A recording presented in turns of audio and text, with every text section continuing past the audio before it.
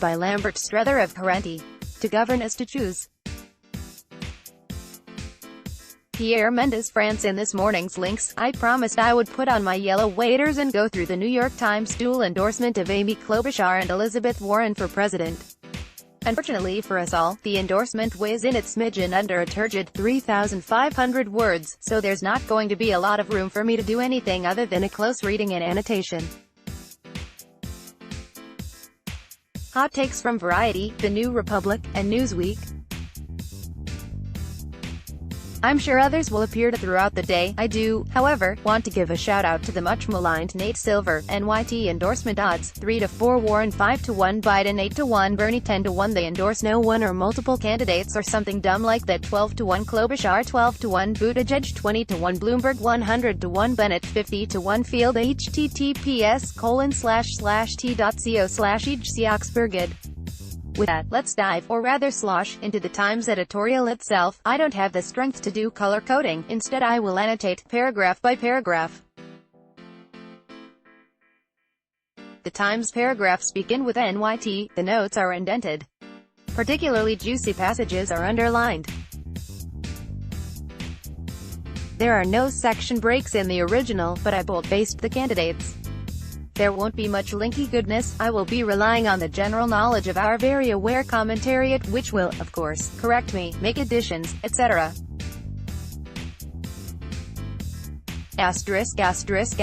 NYT, American voters must choose between three sharply divergent visions of the future. 1. To govern is to choose. To appear to be unable to choose is to appear to be unable to govern. We might call that Lawson's corollary to the maxim from Mendès-France quoted in the epigraph. One vision is Republican, the other two are Democrat. The Times cannot resolve the divergent visions in the Democratic Party, and cannot even begin to suggest a way to do so.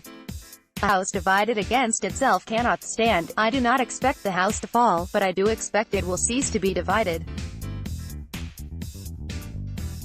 It will become all one thing, or all the other. The Times fails to perform its elite, opinion-shaping function. It is choosing not to govern. Later on, the Times will lament the weakness of our institutions.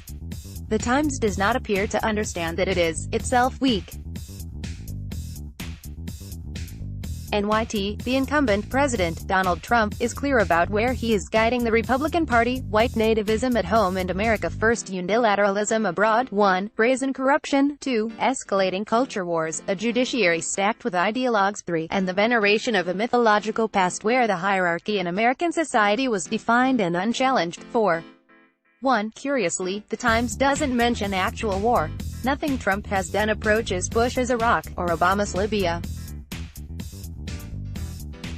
2. It's the brazen part that's problematic, I'm guessing. 3. All of whom were voted up through the ranks with Democrat backing, as opposed to being massively opposed at their first run on the ladder, on ideological grounds. 4. For the hierarchy in which the Times editorial board believes, see Thomas Frank, Listen, Liberal, or This by Adolph Reed. NYT, on the Democratic side, an essential debate is underway between two visions that may define the future of the party and perhaps the nation. Some in the party view President Trump as an aberration and believe that a return to a more sensible America is possible. Then there are those who believe that President Trump was the product of political and economic systems so rotten that they must be replaced. 2 not entirely unfair buckets. More important than the buckets, however, are which buckets you throw the candidates into. I am and have been a proponent of Nathan J.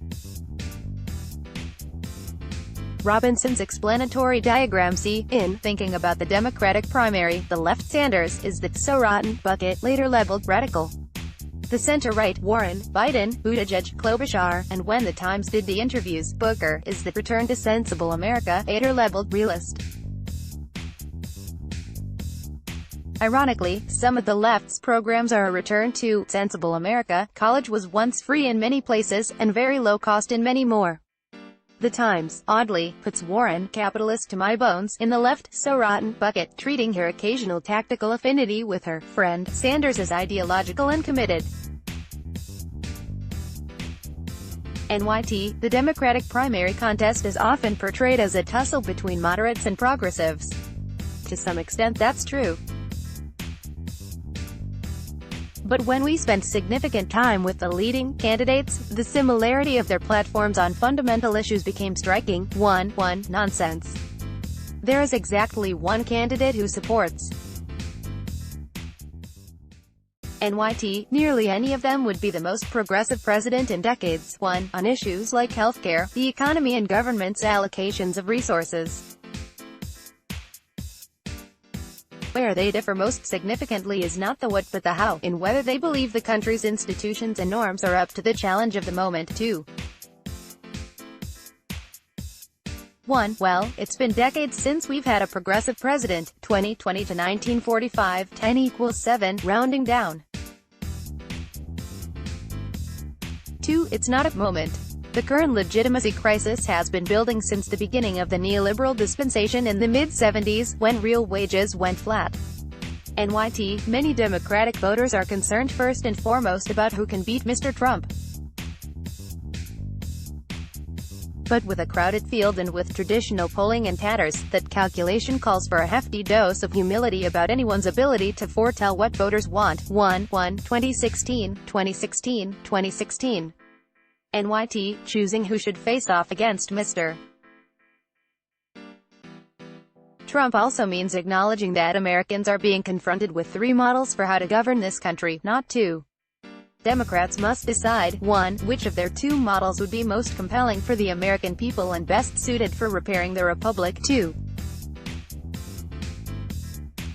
1. Once again, the Times refuses to choose. 2. Repairing the republic could be good. Reversing declining life expectancy would certainly be better. If you want to keep your republic, you had better do that. NYT, the party's large and raucous field has made having that clean debate more difficult. With all the focus on personal characteristics, age and race and experience, 1, and a handful of the most contentious issues, voters haven't benefited from a clarifying choice. 2, about the party's message in the election and the approach to governing beyond it. 3. 1. The Times piously disclaims any interest in identity politics. 2. You'd think our famously free press would have helped them with that, even in the most degraded state of manufacturing consent. 3. Sanders presented that clarifying choice. The Times did not or could not hear it. NYT, it was a privilege for us on the editorial board to spend more than a dozen hours talking to candidates, asking them any question that came to mind. 1. Yet that exercise is impossible for most Americans, and we were left wanting for a more focused conversation for the public. Now is the time to narrow the race. 2. 1. That seems a little lazy. Surely the Times is not suggesting no serious preparation was done? 2. In order of national polling, Biden, Sanders, Warren, Buttigieg, Bloomberg coming up on the outside, and then the small fry like Klobuchar. How is that not narrow?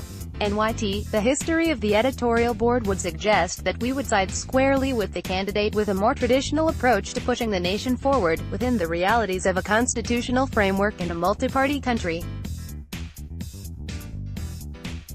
But the events of the past few years have shaken the confidence of even the most committed institutionalists. We are not veering away from the values we espouse, but we are rattled, 1, by the weakness of the institutions that we trusted to undergird those values. 1. As you should be. You being one such institution. NYT, there are legitimate questions about whether our democratic system is fundamentally broken. Our elections are getting less free and fair, Congress and the courts are increasingly partisan, foreign nations are flooding society with misinformation. 1. A deluge of money flows through our politics. 2. And the economic mobility that made the American dream possible is vanishing. 1. Not to mention our own homegrown billionaires, as well as party strategists and operatives, the intelligence community, and the press itself. For pity's sake. 2. Note lack of agency. The Times is happy to pin misinformation on outside agitators, but mention that money flows from our own donor class. Impossible. NYT, both the radical and the realist models warrant serious consideration. If there were ever a time to be open to new ideas, it is now. If there were ever a time to seek stability, now is it. 1. I had thought that the parallel and inverted "it is now, now is it" is an example of syncresis, comparison and contrast in parallel clauses, but in fact no theses are being compared. This is simple wordplay. NYT, that's why we're endorsing the most effective advocates for each approach. They are Elizabeth Warren and Amy Klobuchar. 1. Presuming that Sanders is to be put with Warren in the same radical bucket, the Times adheres to Robinson's explanatory diagram A, but it's sloppy and dumb to throw a candidate who's capitalist to my bones, Warren, and a candidate who's a democratic socialist, Sanders, into the same radical bucket. NYT, at the dawn of 2020, some of the most compelling ideas are not emerging from the center, but from the left wing of the Democratic Party. That's a testament to the effectiveness of the case that Bernie Sanders and Senator Warren, 1, have made about what ails the country. We worry about ideological rigidity and overreach, and we'd certainly push back on specific policy proposals, like nationalizing health insurance, 2, or decriminalizing the border. But we are also struck by how much more effectively, 2, their messages have matched the moment. 1. Bernie Sanders and Senator Warren, lol. 2. Don't worry. Warren already made her radical bones by caving on it. She didn't mention. 3. More effectively than what? NYT, Senator Sanders has spent nearly 4 decades advocating revolutionary change for a nation whose politics often move with glacial slowness. A career spent adjacent to the Democratic Party, but not a part of it, has allowed him to level trenchant criticism of a political party that often caters more to rich donors than to the middle class. 1. Many of his ideas that were once labeled radical, like paid family leave, a higher minimum wage, universal health care, 2, and limits on military intervention, are now mainstream, and may attract voters who helped elect Mr. Trump in 2016. 3. 1. I can't believe anybody who thinks about politics uses the phrase middle class seriously. The Democrat Party caters brilliantly to the professional managerial class. In the aggregate, they sailed through the Great Recession. It's the working class the Democrats are screwing over. See, again, Thomas Frank's Listen, Liberal. Oddly, the Times does not mention Sanders' remarkably fundraising, exclusively from small donors, which is unique to him as a candidate. 2. Reproducing the standard liberal brand confusion between single-payer and universal health care, which will always have a place for multiple payers, including the private sector, this after saying Sanders would nationalize health insurance in the previous paragraph. Do these goony birds follow policy debates at all? 3. So they did hear Sanders when he explained that to them. Think of it as flipping back the voters who flipped from Obama to Trump, even if they did look at him like he was something they'd scraped off their shoes when they walked in. NYT, Mr. Sanders would be 79 when he assumed office, and after an October heart attack, his health is a serious concern. 1. Then, there's how Mr. Sanders approaches politics. He boasts that compromise is anathema to him.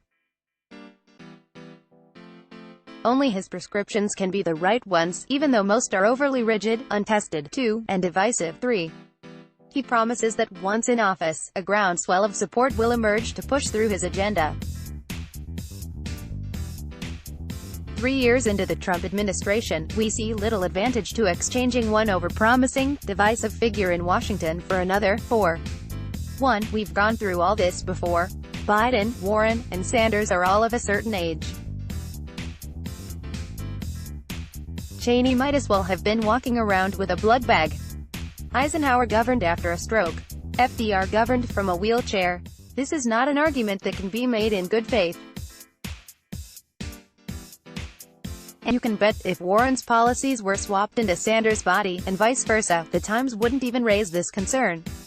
2. Single-payer was tested in Canada, which, like us, is a multilingual, multicultural country, of continental scale, from the common law tradition, and with a federal system and a mixed economy. It's the largest natural experiment in the history of the world, and again, free college was once the norm, at least at state colleges.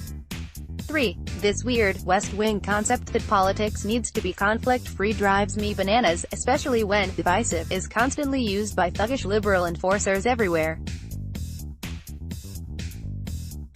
4. The Times deploys the old Sanders equals Trump ploy. What they erased, I say erased because Sanders explained it to them, it's all on the video, is Sanders' theory of change. Sanders wants to expand the Democrat base so that the working class once again dominates policy, and plans to bring the movement he created against the weak institutions the Times is so concerned about, to repair or remove them. This is in great contrast to Warren's theory of change, which is to get everybody around the table, and to leave the Democrat base where it is. Sanders is a materialist, bring force and mass to bear on the status quo, punked the hated healthcare industry first. Warren is an idealist, smart good people with smart good ideas will make the change that is needed, if they're told the right stories. Since the Times editorial board is those smart good people, this prospect naturally appeals to them. NYT, good news, then, that Elizabeth Warren has emerged as a standard-bearer for the Democratic left. A standard-bearer, that is number 2 in the national polls and raised $4 million in 2 days after Sanders stabbed her in the back, accused her of sexism. Oh, wait. NYT, Senator Warren is a gifted storyteller. 1. She speaks elegantly of how the economic system is rigged against all but the wealthiest Americans, and of our chance to rewrite the rules of power in our country, as she put it in a speech last month. In her hands, that story has the passion of a convert, a longtime Republican from Oklahoma and a middle-class family, whose work studying economic realities left her increasingly worried about the future of the country. The word rigged feels less bombastic than rooted in an informed assessment of what the nation needs to do to reassert its historic ideals like fairness, generosity and equality. 1. No kidding. I've linked to this Michael Moore podcast before, but it's really worth a listen. The sad downfall of Elizabeth Warren, NYT. She is also committed to reforming the fundamental structures of government and the economy. Her first commitment is to anti-corruption legislation, which is not only urgently needed but also has the potential to find bipartisan support. She speaks fluently. 1. About foreign policy, including how to improve NATO relations, something that will be badly needed after Mr. Trump leaves office. 1. Nothing on a par with Sanders' bipartisan Yemen resolution, however, which passed both houses. NYT, her campaign's plans, in general, demonstrate a serious approach to policymaking that some of the other candidates lacked. 1. Ms. Warren accurately describes a lack of housing construction as the primary driver of the nation's housing crisis, and she has proposed both increases in government funding for housing construction, and changes in regulatory policy to encourage local governments to allow more construction. 1. Nonsense. Both Warrens pay for, and transition plans for. In general, Warren's problem statements are broad gauge, and her policy proposals narrow gauge. For example, Sanders eliminates 100% of student debt, Warren's means-tested and tiered proposal 75% of it. NYT, she has plans to sharply increase federal investment in clean energy research and to wean the American economy from fossil fuels. She has described how she would reduce the economic and political power of large corporations and give workers more ability to bargain collectively. And she has proposed a sweeping expansion of government support for Americans at every stage of life, from universal childcare to free public college to expanded Social Security. NYT, at the same time, a conservative federal judiciary will be almost as significant a roadblock for progressive change. For Ms.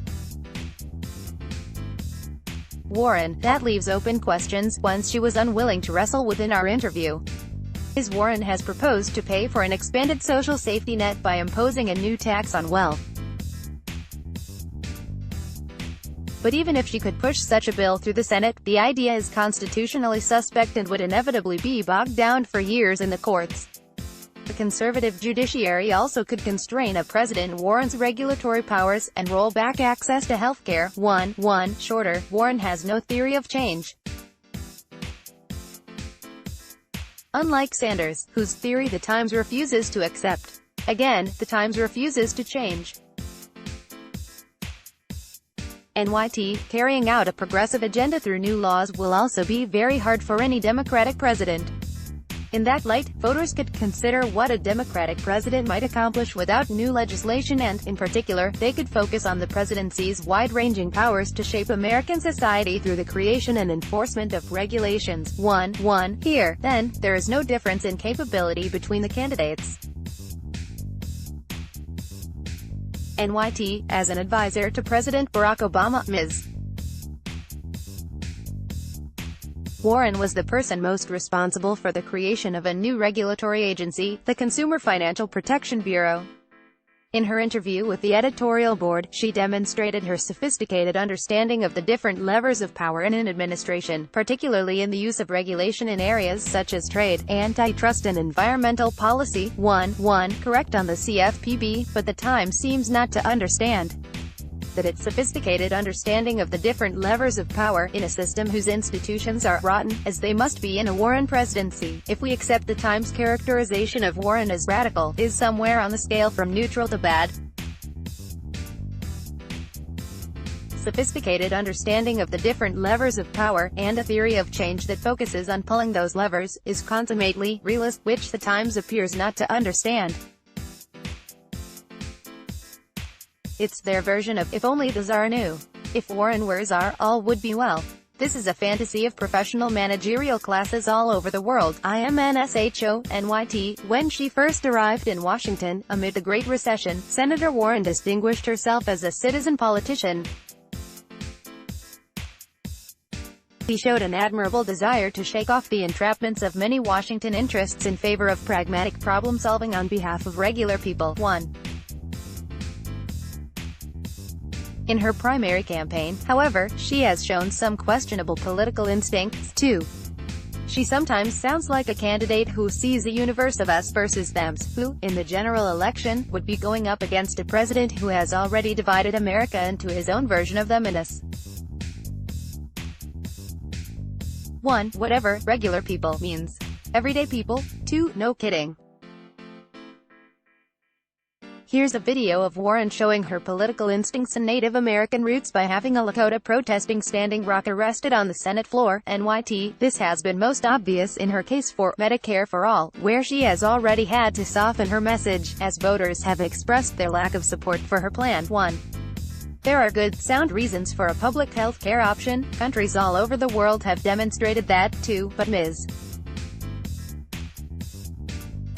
Warren's version would require winning over a skeptical public, legislative trench warfare to pass bills in Congress. 3. The dismantling of a private healthcare system. That system, through existing public-private programs like Medicare Advantage, has shown it is not nearly as flawed as she insists, and it is even lauded by health economists who now advocate a single-payer system. 4.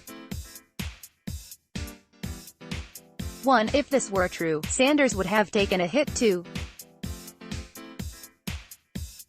In fact, Warren's plan was obviously too complicated and unworkable, and all the many single-payer activists in the Democrat Party recognized that at once. They are why she took a hit. 2. As they have with single-payer. 3. ZOMG. It would require leadership. Politics. Holy moly. 4. Now they're just trolling us. NYT. American capitalism is responsible for its share of sins. 1. But Ms.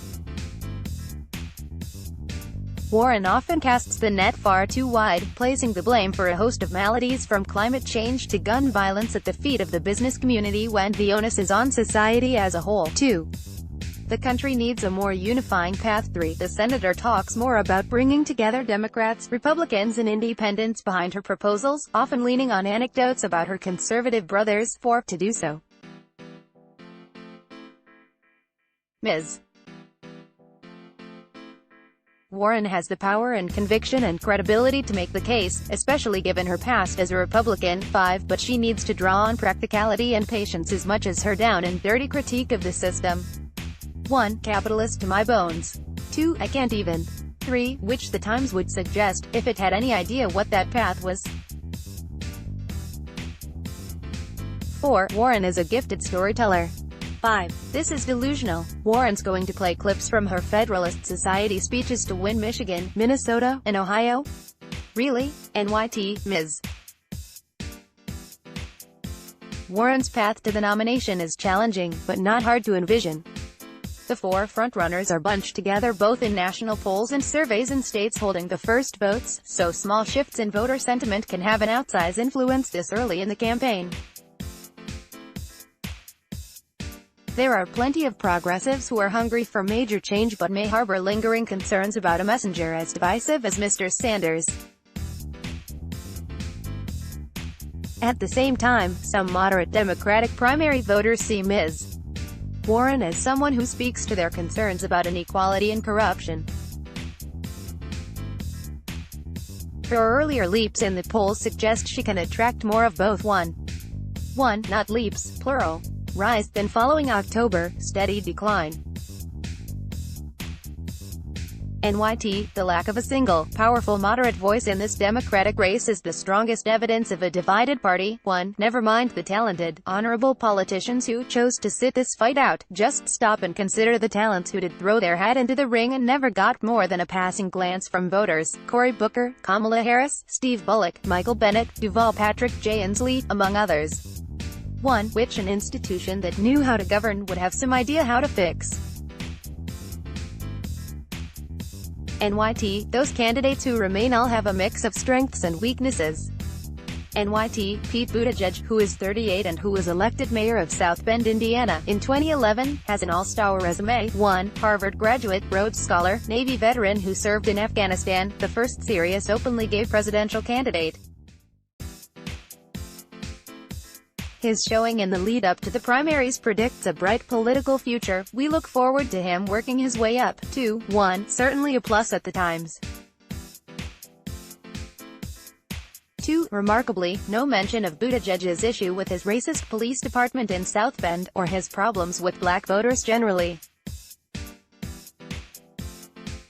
Aren't black voters supposed to be an important constituency in the Democrat Party? NYT, Andrew Yang, an entrepreneur and philanthropist, it is an engaging and enthusiastic candidate whose diagnoses are often thought-provoking. He points to new solutions to 21st-century challenges rather than retrofitting old ideas. Yet he has virtually no experience in government. We hope he decides to get involved in New York politics. 1. They can't even mention Yang's advocacy of UBI. NYT, Michael Bloomberg served 3 terms as New York's mayor, and was endorsed twice by this page. A multi-billionaire who built his namesake company from scratch, he is many of the things Mr. Trump pretends to be. 1. And would be an effective contrast to the president in a campaign. 2. Mr. Bloomberg is the candidate in the race with the clearest track record of governing, even if that record has its blemishes, beginning with his belated inconvenient apology for stop-and-frisk policing. 1. A good oligarch. 2. Dubious. Little Mike, NYT, still, Mr.